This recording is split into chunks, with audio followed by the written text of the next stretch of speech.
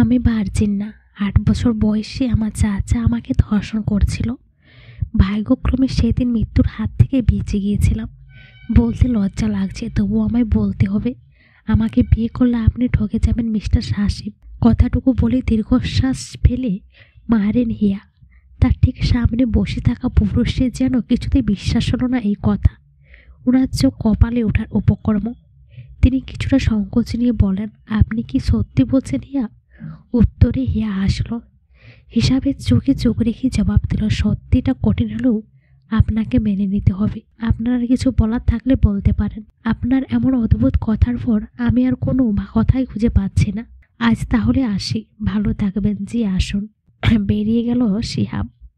কিছুক্ষণ আগে সম্বন্ধ এসেছে হিয়ার, যদিও তার এখনো বিয়ের বয়স হয়নি।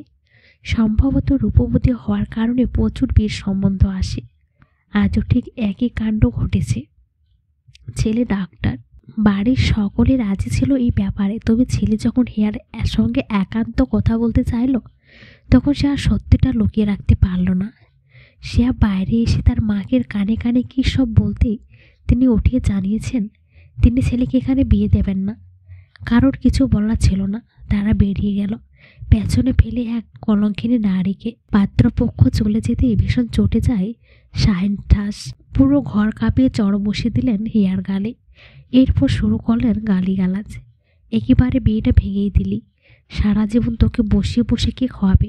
তুই এই মুহূর্তে বেরিয়েছে আমার বাড়ি থেকে। তোর মায়ের মতো দেহ ব্যবসা করে খা, বের হ তুই। হিয়া টু শব্দ পর্যন্ত করল না। এইসবে সে অভ্যন্ত। সে আগের জায়গায় স্থির। শাহিনের জেদ কমেনি তাতেও।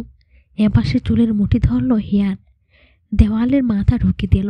দেওয়ালের সঙ্গে লেগে কপারে ঠিক কেটে গেছে, রক্ত বের হচ্ছে। এত সবের মাঝে হিয়ার সামনে দাঁড়িয়ে থাকা মহিলার নিষেধ তো দূরের কথা, নড়ল না অবধি। হায়, যেখানে শাহিন তার নিজের বাবা হয়ে এইসব করে, সেখানে এই নারী তো তার কেউ না। তোর মায়ের জায়গা হয়েছে পপিতালয়, এর তো তোরও জায়গা সেইখানেই হবে। এবার আর সহ্য করতে পারল না হিয়া। চোখ দুটো বন্ধ করে নিল। আর কত সহ্য করবে সে? সেই ঘটনার পর বিকেলে গড়িয়ে রাত হলো। হিয়া সামান্য পানিটুকুও মুখে দিল না। এত সহজে ভেঙে পড়ার মেয়ে নয় হিয়া। তবু আজ কিছুতে নিজেকে শক্ত রাখতে পারল না। ইচ্ছে করল সেলিংয়ের সাথে ঝুলে যেতে। এক মুহূর্তে ভাবল, কি যায় আসবে হিয়ার মতো একটা কলঙ্কিত নারী পৃথিবী থেকে চলে গেলে। মনে পড়ল সেদিনের কথা, যেদিন সে তার চাচা লালসার হাত বাড়িয়েছিল। এইটুকু মেয়ে হয়েও চাচার পায়ে পড়েছিল। হিয়া নিজের শরীর থেকে ওড়না খুলে ফ্যানে বাঁধল। এরপর চোখ দুটো বন্ধ করল। অমনি দরজার কারো আসার শব্দ হলো, ঠিক যেমনটা হয়েছিল কয়েক বছর আগে। সেদিনও তার চাচা একইভাবে রুমে এসেছিল। হিয়ার রুমে তো এই সময় কারোর আসার কথা না। তবে কি সেই পশু এলো?